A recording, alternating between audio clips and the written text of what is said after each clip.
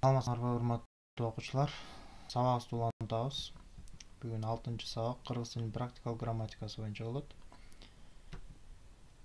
Өткөнкү сабакта биз грамматика бөлүмдөрүнүн лексиканы өткөнбүз. Андан кийин морфологияны баштаганбыз. Морфология боюнча сөздүн курамын, сөздөрдүн жасалышын өткөнбүз. Бүгүн болсо морфология боюнча улантабыз. Бүгүнкү темабыз сөз түркүмдөрү болмокчу. Жалпы жөнүнөн сөз түркүмдөрү 3 чоң топко бөлүнөт. Маани берүүчү сөз түркүмдөрү, өзгөчө сөз түркүмдөрү жана кызматчы сөздөр деп. Азыр ар бирин бирден карап чыгалы. Маани берүүчү сөз түркүмдөрүнөн баштайбыз. Эң эле биринчи ойго келгени маани берүүчү сөз түркүмдөр деп айтканда бул зататоч. Эми зататоч баарына белгилүү, суроолору ким эмне. Ушул ким эмне деген суроого жооп берген сөздөрдүн баардыгы тең зататоч болуп эсептелет. Эми бул жерде мисалдар берилген. Бардык эле сөздөрдөй эле зататочтор дагы жөнөкөй татаал болуп бөлүнөт. Мисалы бул жердеги бир сөздөн тургандар жөнөкөй зататочтор, ал эми эки сөздөн болгон, мисалы ысык көл жана ат тиш дегендер булар татаал зататочтор. Андан сырткары зататочтордо ушундай бир түрлөр бар. Мисалы энчилүү жана жалпы деп бөлүнөт. Жалпы зататочтор булар мисалы апа, жылкы, китеп, ат тиш деген сыяктуу түшүнүктөр. Булар жалпы эле эч кандай бирөөгө ыйгарылган берилген ат эмес. Ал эми энчилүү зататочтор булар бир нерсенин аттары. Мисалы Каныбек бул адамдын аты, Ысык көл деген бул ошол аймактын жердин аты мисалы.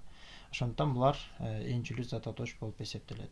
Андан сырткары зататочтордо конкреттүү жана абстрактуу деген дагы түрлөр бар. Конкреттүү болгондо ал биринчиден көзгө көрүнүшү керек. Көзгө көрүнбөсө жок дегенде кармалышы керек, кармалбаса жок дегенде санаганга мүмкүн болушу керек, мындай элестетүүгө мүмкүн болушу керек да. Ал эми абстрактуу болгондо аны кармоого дагы, көрүүгө дагы, саноого дагы, мындайча айтканда элестетүүгө да мүмкүн эмес, аны болгону түшүнүүгө болот да. Мисалы ушул мисалдардын арасынан акыл деген сөз бул абстрактуу зататоч, жардам деген сөз дагы абстрактуу. Мисалы күн деген сөзгө келе турган болсок, ал конкреттүү болуп калат. Мисалы бир жумада 7 күн бар деп айтсак деле, ал дагы конкреттүү болуп эсептелет, себеби аны саноого мүмкүн. Ал эми ынтымак, мээримдүүлүк деген сыяктуу сөздөр булар абстрактуу зататоч болуп эсептелет. Кийинкисине өтөбүз. Бул сынаточ. Бул дагы жалпыга маалым, суроолору кандай кайсы. Ушул суроолорго жооп берген сөздөрдүн баардыгы сынаточ болуп эсептелет. Мисалы жылуу, кымбат, сылык, токойлуу, малдуу, кышкы дейт. Бирок бул жерде дагы бир эки түрү бар. Мисалы сапаттык жана катыштык деп коебуз. Сапаттык болгондо булар таптаза сынаточтор. Мисалы кандай деген суроого таза даана жооп бергендер, мисалы жылуу, кымбат деген сыяктуу, сылык дегендей. Ал эми токойлуу, малдуу дегендер, кышкы дегендер булар затты катыштырып айтып жатат да. Ошо заттан жасалган десек болот. Мисалы токой менен тиешелүү байланыштуу болуп атат. Ошондуктан токойлуу деген сөз же болбосо малдуу деген сөз булар катыштык сынаточ болуп эсептелет. Сынаточторго тиешелүү дагы эмне бар десеңер, бул жерде сынаточтун даражалары бар. Бул жерде азыр эң төмөнүнөн жогору карай кетет. Мисалы кызгылт дегенибиз бул басаңдатылган даража. Кызылга жакын деген мааниде. Ал эми кызыл бул жай даража, нормасы, ортодогусу. Андан кызылыраак болсо, бул эки нерсенин салыштыруусунда бирөөсү кызылыраак, кичине күчтүүрөөк деген мааниде болду. Анан күчөтмө даражасы бул кыпкызыл, абдан кызыл, өтө кызыл, аябай кызыл деген сыяктуу болушу мүмкүн. Абдан, өтө, эң деген сыяктуу сөздөр булар ошол күчөтмө мааниде туюнтат жана сынаточтун күчөтмө даражасын билдирет. Андан сырткары кыпкызыл, таптаза деп мындай күчөтүлгөн башындагы дагы бөлүкчөлөр бар. Андан кийинки сынаточко тиешелүү түшүнүгүбүз бул сынаточтун затташуусу. Негизинен сынаточ бир гана кандай кайсы деген суроого жооп берип, кийим эмне деген суроого жооп бербейт. Бирок айрым учурларда аларды затташтырып жиберсе болот. Башкача айтканда, заттык маанини камтып, зат атоочтун өзүн айтпай койсо болот. Мисалы, жакшыга жанаш деген мисалда, жакшы адамга жанаш дегенди түшүнсөк болот. Жакшыга дегенде ошол эми аны бир эле адам эмес, башка дагы нерсени түшүнсөк болот. Ал мына жалпы жөнүнөн бир затты билдирип турат. Жакшыга дегенде жакшы жашоого, жакшы ишке, жакшы адамга жана башкалар айтылышы мүмкүн. Мисалы, дагы башка мисал айталы. Кызыл китепти окудум. Кайсы китепти окудум? Кызыл китепти. Эми ушуну эгерде китеп жөнүндө мурдатан сөз болуп келген болсо, мен маңдайымдагы адамга мынтип эле айтып койсом болот да. Алыглардын арасынан кызылын окудум депчи. Кызылын окудум дегенде эмнени окудум деген маанide болуп калды, ошо китепти окудум деген эле маанини билдирип калды. Бул сын атоочтун затташуусу. Улантабыз. Кийинки сөз түркүмү бул сан атооч. Эми бул дагы оңой эле. Канча нече деген суроого жооп берген сөздөрдүн баардыгы сан атооч болуп эсептелет. Математикадагы сандардын баардыгы сан атооч. 1ден 0дөн баштап чексизге чейин кеткендер. Мисалы 1, экинчи, 3. Бул жерде түрлөрү дароо айтыла кеткен. Мисалы 1 дегенибиз бул эсептик болду, экинчи иреттик, 3 жамдама, 4 чамалама деп, 5-5тен топ, 6дан 2 деген бул бөлчөк сан болду. Мисалы 15 дегенибиз бул татаал сан атооч болду. Татаалдар албетте бөлөк-бөлөк жазылат. Андан сырткары айта кете турчу нерсе, мисалы жарым деген сыяктуу сөздөр, бул жалгыз, мисалы жарым деген эле сөз болсо, ал сан атооч болуп эсептелбейт, ал зат атооч эле болуп эсептелет. Дагы бир нерсе, ынчы деген мүчөнүн ордуна сызыча келиши мүмкүн, эгерде араб цифрасы колдонулса. Мисалы 1-класс ортодо сызыча турат, дефис турат. Ал эми рим цифрасы колдонулса, ал ынчы дегенди билдирет, бирок эч кандай дефис коюлбайт. Кийинкиси ат атооч. Буга чейин зат атооч, сын атооч, сан атоочту өттүк. Эми ат атоочко келдик. Бул ат атооч ошол буга чейинки өтүлгөн сөз түркүмдөрдүн ордуна, керек болсо мындан кийинки тактоочтун дагы ордуна келиши мүмкүн. Башкача айтканда, башка сөз түркүмдөрүнүн ордуна келет да. Жалпы жөнүн айта турган болсок. Мисалы, мен өзүмдүн атымды кечке эле айта бербей, мен деп эле койсом болот. Мисалы, бир нече киши болуп, бир жерде туруп, анан баарыбыз өзүбүздүн аттарыбызды айта бербей, жалпы жөнүнөн биз деп койсок болот. Демек, мына бул жердеги берилген сөздөр, булар ошол жактама ат атооч болуп аталат жана зат атоочтордун ордуна келди. Ошондой эле сын атоочтун ордуна келиши мүмкүн. Бул, ушул, ошол, тигил деп. Бул жерде л тамгасы кашаага алынып жазылган, себеби муну колдонсо да болот, колдонбой да койсо болот деп. Бирок ушул мисалдын аягында ал деген турат. Ал тиги биринчи топко да кириши мүмкүн, экинчисине да кириши мүмкүн. Жактама дагы, шилтеме да болушу мүмкүн. Шилтеме болгондо кандай болот? Мисалы, ал келди менен ал адам келди. Экөөнүн айырмасы бар да. Ал келди дегенде белгилүү бир, мисалы, ошо ал деген өзү бир адамды билдирип атса, ал адам дегенде кайсы адам деген, кайсы деген суроого жооп берип калды. Ошон үчүн ал шилтеме болуп калышы мүмкүн. Кийинкиси аныктама. Булар ар бир, ар ким, ар нерсе деген сыяктуу сөздөрдүн баардыгы, могу ар деген менен башталганын баардыгы, ошондой эле баары, баардык, бүт, бүткүл, анан өз дегендердин баардыгы ат атооч болуп эсептелет булар дагы. Андан кийинкиси, кыргыз тилинде кандай гана суроолор болбосун, баардыгы тең ат атооч болуп эсептелет. Сурама ат атооч. Ким, эмне, канча, нече, кандай, кайсы, качан, кайда, кана дегендин баардыгы эмне болот? Ат атооч болуп эсептелет. Себеби булар дагы башка түшүнүктөрдүн ордуна колдонулуп жатат. Мисалы, ким келди? Досум келди. Досум дегендин ордуна ким дегенди коюп сүйлөмдө колдонгон. Ошондуктан бул ат атооч. Андан бирдеме, бир нерсе, бир нече, белгисиздер булар. Булар дагы ат атооч болуп эсептелет. Анан бул ушул мисалдын аягындагы кандайдыр бир деген сөз, түшүнүк. Бул экөө биригип ат атооч. Бирок мисалы кандайдыр бир китеп окудум же болбосо кайсы бир китеп окудум деген сыяктуу болушу мүмкүн. Кандайдыр бир китеп окудум туурабыраак болот. Анан ушуну кыскартууга мүмкүн. Мисалы кандайдыр бир китеп окудум деген ордуна бир китеп окудум деп койсок болот. Кандайдыр деген сөз түшүп калат. Ошондо бул бир деген сөзүбүз ататоч бойдон кала берет. Ал санаточ болбойт. Эч деген сөз менен башталгандын баардыгы, эч нерсе, эч кандай дегендердин баардыгы булар дагы ататоч болуп эсептелет.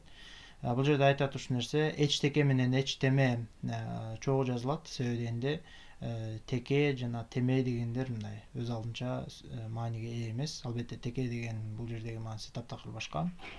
Ошондуктан аларды чогуу жазышыбыз керек. Андан сырткары бир нерсе дегенди дагы башкача бирдеме, бирденке десе болот. Эч нерсени эчтеке, эчтеме десе болот ошол нерсе. Булар ататочтор болду. Кийинкиси бул этиш. Этиш кыймыл аракетти билдирет. Этиш деген сөздүн өзү эт дегенден келип чыгып атат.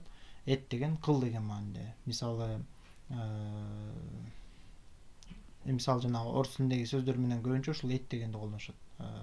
Мисалы бирөөгө телефон чалып деген ордуна звонить этип депчи, звонить этип деп, этип дегенде ошол этиш деген мааниде. Эми суроолору ар түрдүү болот, бирок бир эле суроонун өзгөргөндөрү. Мисалы эмне кыл дегенди алабыз дагы, эмне кылат десек болот, эмне кылды, эмне кылууда, эмне кылчу, эмне кылып жатат, эмне кылган, эмне кылчу жана башкалар. Анан мисал келтире турган болсок, келди, отурат, ойлонууда, окучу, барактап жатат жана башкалар. Этиш дегенде дароо эле чуркаганды, кыймылдаганды элестетишибиз мүмкүн. Бирок чын-чынына келгенде айрым этиштер мээде гана болгондуктан аны деле этиш деп эсептейбиз. Мисалы ойлонуу. Бир адам отуруп алып ойлонуп атканда балким биз кыймыл аракетти байкабашыбыз мүмкүн, көрбөшүбүз мүмкүн, бирок ал оюнда ушундай бир кыймыл аракет болуп жатат. Ошондуктан ойлонуу деген сөз дагы бул этиш болуп эсептелет. Ошондой эле кыймылдабай бир адам отурса, отуруу ал деле эмне болот? Этиш болуп эсептелет. Себеби суроосу эмне кыл, эмне кылып жатат, эмне кылууда, ушуларга жооп бергендин баардыгы этиш болуп эсептелет. Бул жерде бир эки түрү бар. Өтмө жана өтпөс деп аталат. Буларды көрүп өзүңөр ойлонсоңор, айырмасын түшүнөсүңөр. Мисалы өтмөлөрдө ач, жап, тап, сындыр, боё деп турат. Бул өтмө этиштерден кийин бир зат келиши керек, келе алат да.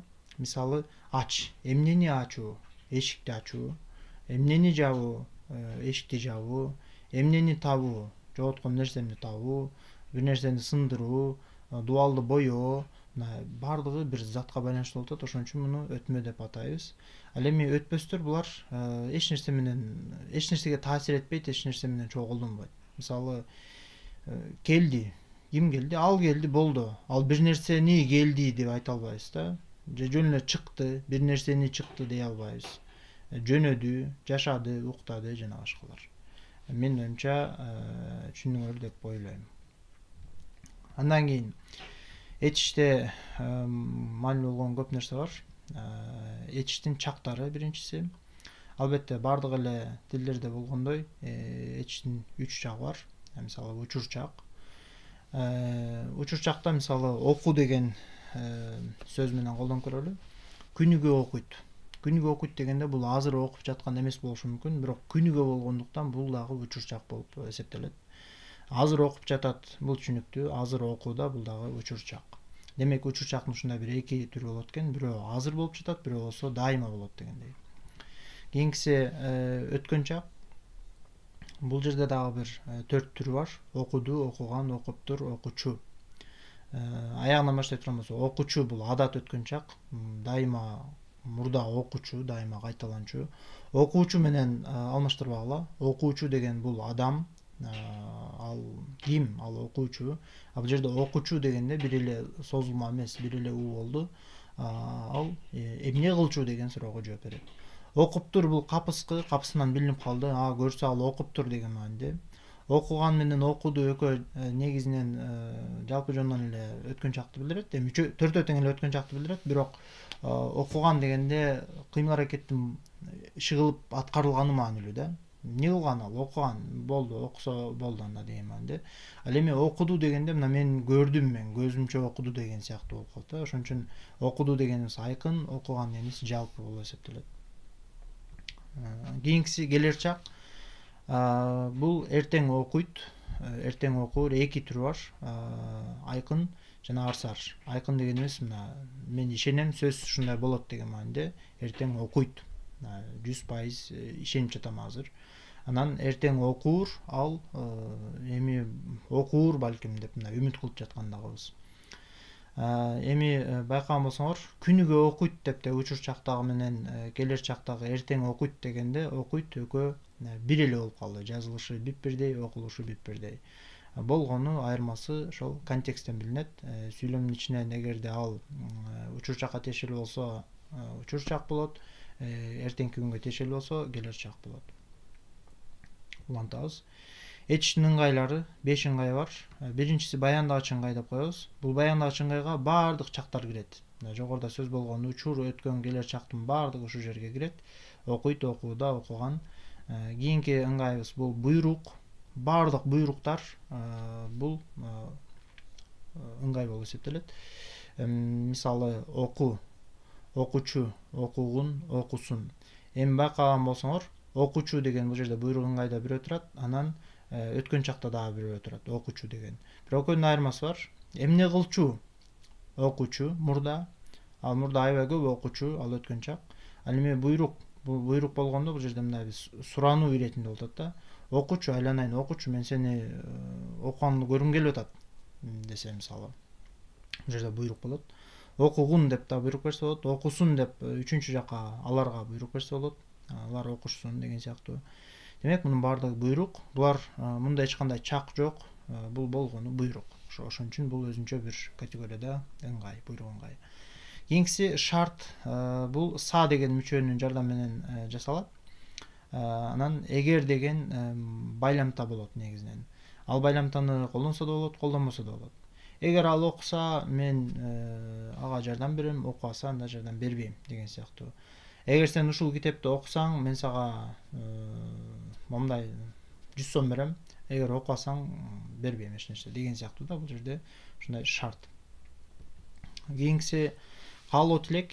Г деген мүчө менен жасалат. Анан са менен да жасалат. Мисалы окуусу келет, окугум келет деген сыяктуу. Окуса экен, окусам экен деп бул дагы мындай каалап, эңсеп жатканыбызды билдирип атабыз. Окуюн, окуйлуу. Булар дагы ошол каалоону, тилекти, эңсөөнү билдирип жатат. Булар этичтин ушул ыңгайына кирет. Анан кийинкиси максат ниет. Бул мак деген мүчө менен жасалат. Ал окумакчы болду, окумак болду. Максат ушундай болду деген мааниде. Эми бул мүчөлөрүнө жараша ушундай болот. Буюрса түшүнүктүү болду деп ойлойм. Кийинкисине өтөбүз.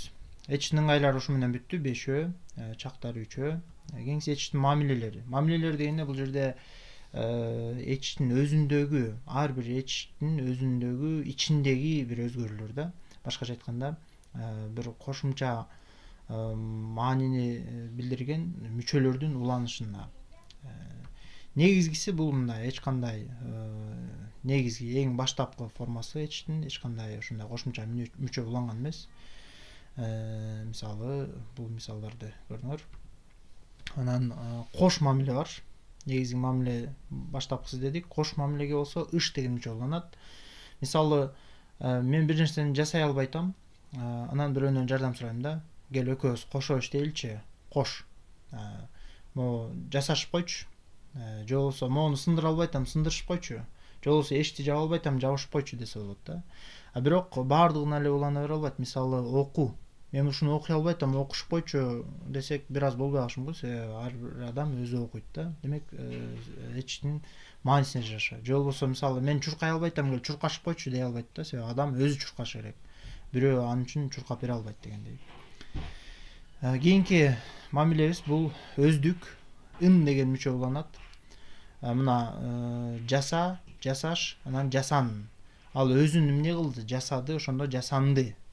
Же болбосо жап, өзүн өзү жапты, жамынды десе болот.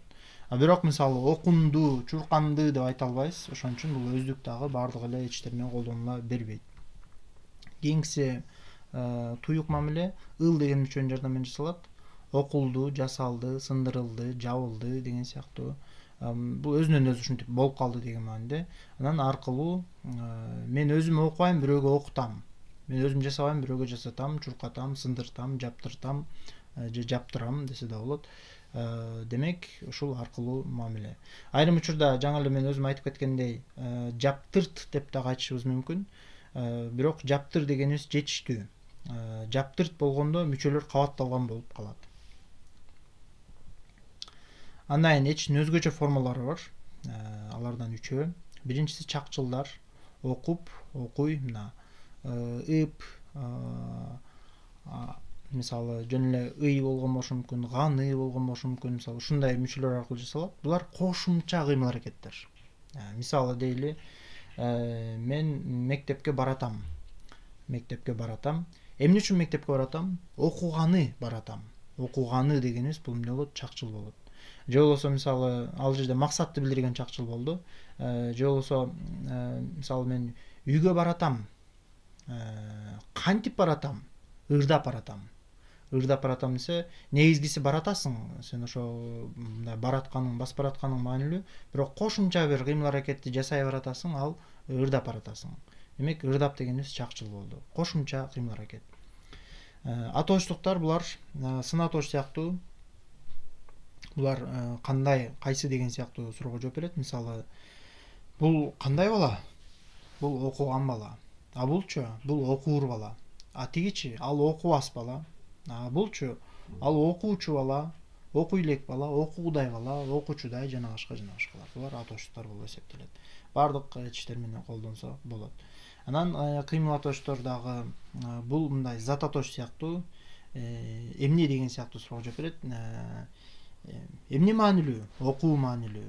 Эмне маанилүү? Окуш маанилүү, окумай маанилүү, окумак маанилүү. Бул жерде эң көп колдонулганы бул окуу менен окуш. Окумай дагы анда санда колдонулат, бирок окумак дегенибиз азыр сейрек колдонула баштады. Демек, булар этичтин өзгөчө формалары болду. Ошо менен этиш бүттү. Кийинкисине өтөбүз. Маани берүүчү сөз түркүмдөрүнүн кийинкиси бул тактооч. Кандай, кантип, кайда, канча деген сыяктуу суроолорго жооп берет. Айта кетчү нерсе, тактооч бул этишке тиешелүү. Мисалы, сын атооч зат атоочко тиешелүү болсо, тактооч этишке тиешелүү жана анын ушундай сыпатын билдириши мүмкүн, мезгилин, ордун, себебин, балким сан өлчөмүн билдириши мүмкүн. Бирок сан өлчөм затка тиешелүү болушу мүмкүн. Эми карайбыз. Кечээ бул мезгилди билдирди. Качан? Кечээ. Башка сөздөр болушу мүмкүн. Бүгүн, былтыр, эртең, жана. Ылдый бул орунду билдирди. Каяка? Ылдый, өйдө, төмөн, ары, бери деген сөздөр. Ылдам бул сыпатты билдирди. Кандай чуркайбыз? Ылдам чуркайбыз, тез чуркайбыз, жай чуркайбыз. Көп бул сан өлчөмүн билдирди, бирок санды билдирген жок. Ушул маанилүү. Санды дегенде конкреттүү, мисалы 5, 6, 7, 8 десек, ал сан атооч болуп калмак. Ал эми көп, аз, мол, бөксө деген сыяктуу сөздөр өлчөмдү, сан өлчөмдү билдирди. Булар да тактооч. Атайын бул мындай себепти, максатты билдирген тактооч болуп эсептелет. Андан сырткары себепти билдиргендерге мисалы аргасыздан деген сыяктуу сөздөр болушу мүмкүн. Булар тактооч. Тактоочко тиешелүү дагы бир нерсе бул анын даражалары. Мисалы, жай даражада турган сөз бул жай болду. Анын салыштырмасы жайыраак, анан күчөтмөсү абдан жай, өтө жай десек болот. Ошон менен маани берүүчү сөз түркүмдөрү бүттү. Соңуна келдик. Кийинки топко өтөбүз. Өзгөчө сөз түркүмдөрү. Бул дагы негизинен оңой эле, эки түрдөн турат: тууранды сөз жана ысырдык сөз. Тууранды сөз дегенде оюбузга эки нерсени гана ойлошубуз керек. Эки нерсе гана оюбузга келиши керек. Эки нерсени гана туурайбыз. Бул кулакка угулган нерсени же көзгө көрүнгөн нерсени. Эми башынан баштайлы. Эмне кандай деген бул суроолор бар экен. Эми булар көп эле маанилүү эмес. Себеби дегенде суроолорду бербей эле түшүнсөк болот. Эми албетте суроолору эмне кандай дегенде мындай башыбыз айланып калбасын деп атам да, себеби эмне деген бул зататочтугу, кандай деген сынаточтук болуп калды да. Бирок бул ошол экөөнү тең билдирип ошол сыяктуу колдонушу мүмкүн ошолордун ордуна булар дагы. Мисалы кобур собур башталды. Эмне башталды? Кобур собур.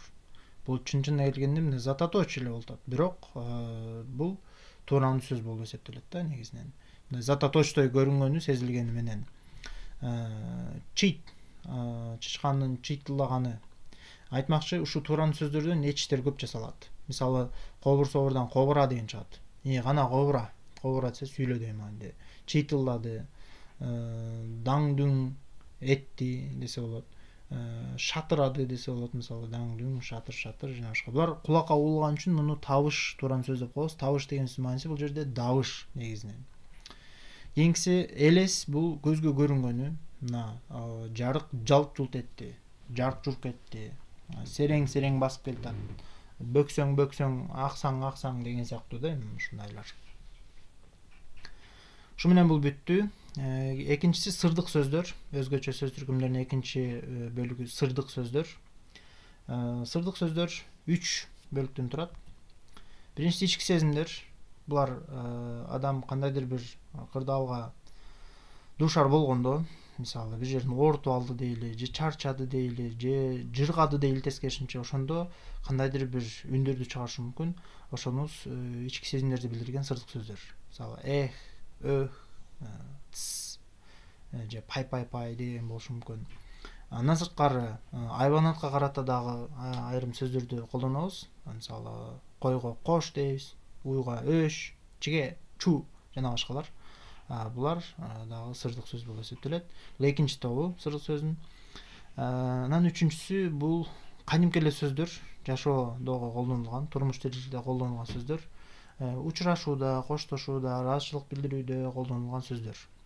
Саламатсызбы, рахмат, баракелди, салам алейкум, алейкум салам жана башкалар. Бирок бул жерде маанилүү болгон нерсе, мисалы саламатчылык деген сөз бар. Аны сырдык сөз катарында колдонсок болот, анан зататоч катарында колдонсок болот. Демек, контекстине жараша өзгөрүп кетиши мүмкүн. Мисалы мени балдарымдын саламатчылыгы ойлондурат десе, балдардын эмнеси саламатчылыгы болуп атат да, саламаттыгы десе да болот мисалы. Ал эми саламатсызбы десе, саламатчылык десе, бул эмне болуп калат? Бул сырдык сөз болуп калат. Ошо менен өзгөчө сөз түркүмдөрү дагы соңуна келди. Улантабыз кызматчы сөздөр менен. Булардан 4-өө байламта, жандооч, бөлүкчө, модалдык сөз. Булар деле оңой эле негизинен. Биринчиси байламта, бул байланыштыруучу сөз.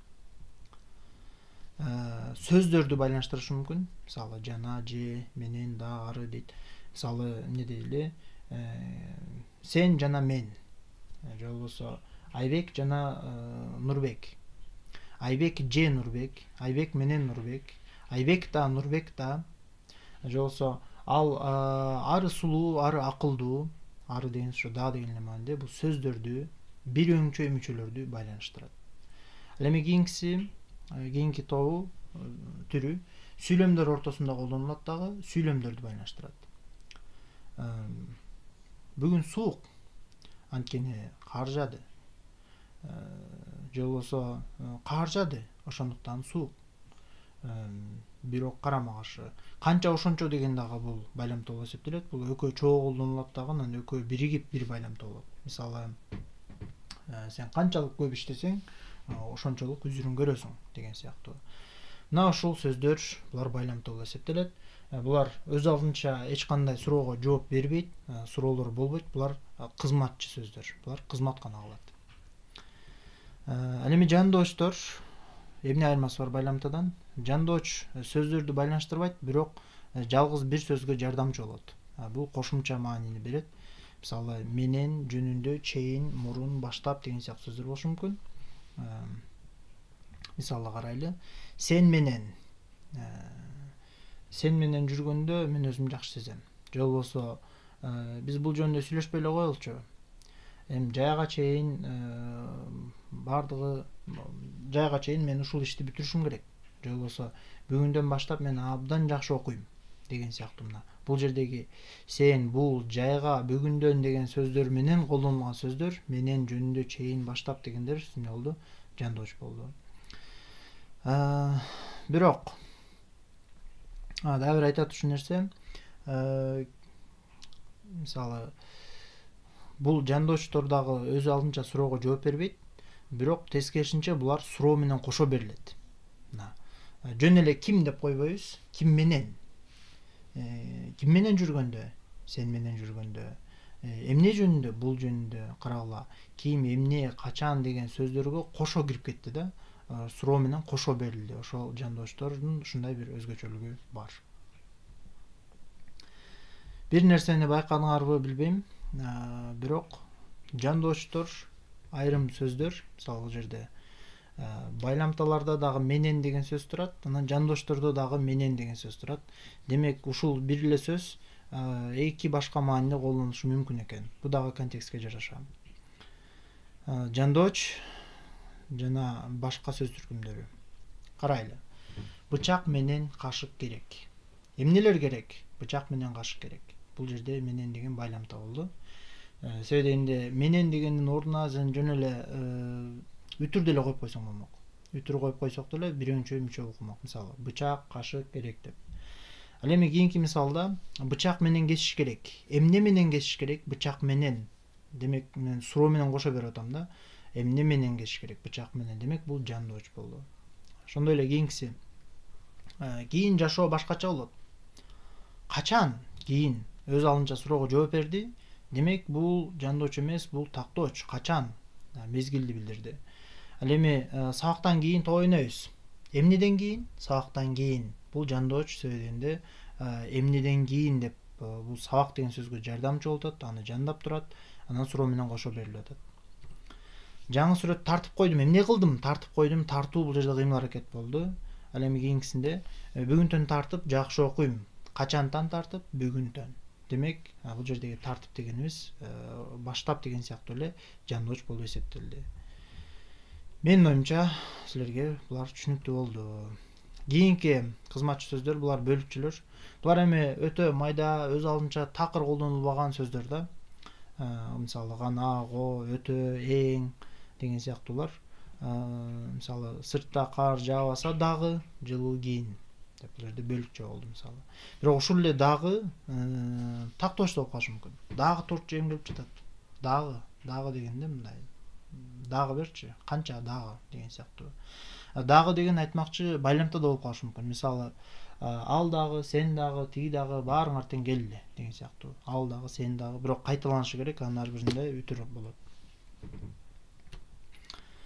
Кийинкиси модалдык сөздөр. Булар кошумча маани берген сүйлөмгө кошумча маани берген сөздөр.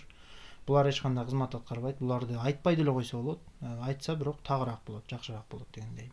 Мисалы, албетте, чындыгында, ырас, балким, мүмкүн, ушундай кылууга тийиш, ошондой окшойт деп, окшойт, көрүнөт деген сыяктуу сөздөр. Албетте, булар дагы контекстке жараша же модалдык сөз болот, же башка сөз түркүмүнө кирет. Ошондуктан баардыгын жакшы карашыбыз керек, жакшы ойлонушубуз керек. Мисалы, карайлы, анын айтканына ишенесиңби? Эмне кыласыңбы? Ишенесиңби? Эмне кыласыңбы деген суроого жооп берип атат. Демек, бул этиш, ишенүү, этиш. Ал эми, мисалы, ишенесиңби? Мага байлыктын деле кереги жок. Бул жердеги ишенесиң деген бул кошумча гана маани берип атат. Муну алып келе салсак болот. Мага байлыктын деле кереги жок. Мына үтүр турат, ишенесиңби дегенден бул баягындай кошумча эле, эч кандай баяндооч дегендей кызматты аткарбайт. Ошондуктан бул кызматчы сөз болуп эсептелет, модалдык сөз. Ошон менен кызматчы сөздөрдү дагы бүтүрдүк. Жалпы жонунан сөз түркүмдөрүн бир сыра карап чыктык. Видеону артка жылдырып дагы кайталап алгыла. Башка жерлерден булактар болсо окуп, тереңдеп үйрөнгүлө. Ошо менен сөз түркүмдөрү бүттү. Ошо менен морфология дагы бүттү. Демек, лексика, морфологияны бүтүрдүк. Кийинки сабагыбыз орфографияга тиешелүү. Ал эми азыр болсо бүгүнкү өтүлгөн тема боюнча көнүгүү, андан кийин тест болот. Азыр бул жерде бир текст чыгат. Ошо тексттеги аз сызылган сөздөрдү аныкташыңар керек. Кайсы сөз түркүмүнө кирет. Өзүңөр кагазга жазып чыккыла. Анан ар бир сөздөн кийин, ар бир аз сызылган сөздөн кийин номерлер берилген. Ошо мисалы номерлерди жазсаңар болот. Мисалы тоо этегинде бир көл болот дейт. Тоо дегенде эмне деген суроого жооп берет. Бул зататоч. Демек 1 зататоч деп жазып койгула. Андан кийин 2 кайсы болот, 3 кайсы болот, өзүңөр тапкыла. Баштадык.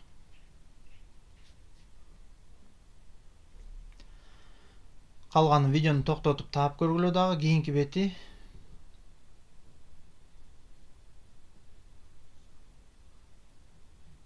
макул.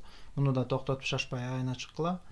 Эми тестке көңүл бурабыз. Муну дагы ар бир суроосун токтотуп жакшылап иштегиле. Анда эмесе биринчи суроо. Экинчи суроо. Үчүнчү суроо. Төртүнчү суроо. Бешинчи. Алтынчы. Жетинчи. Сегизинчи.